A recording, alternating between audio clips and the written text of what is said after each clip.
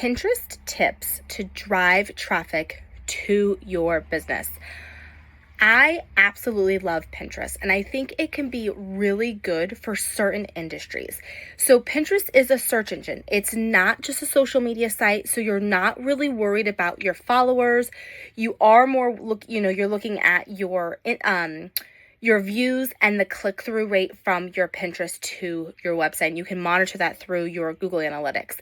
So it's really about that search engine traffic to your website more than it is a social media platform. In Canva, it already has laid out Pinterest pre-sized pins, which are great. And there's already templates there that you can customize. You can create images that are around your blog post, your freebies, your product page, your service page, again, behind the scenes. These are things that you want to make sure that you are using the right keywords in your pin title and on the image, because you want to make sure that the image is going to be able to grab somebody's attention enough that they want to click on that to click through to your website.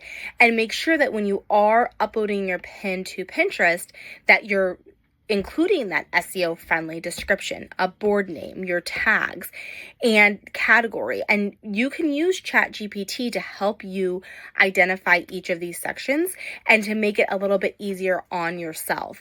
Make sure also that your pins are being linked back to the correct pages on your website. So if you're pinning your blog post, you want to make sure it links back to that exact blog post rather than just your blog page. Same with a product. If you create 10 images to, around one product, you want to make sure it links back to that product page. You can schedule your pins as well. You can schedule them through Pinterest, or there is a free tool called Tailwind.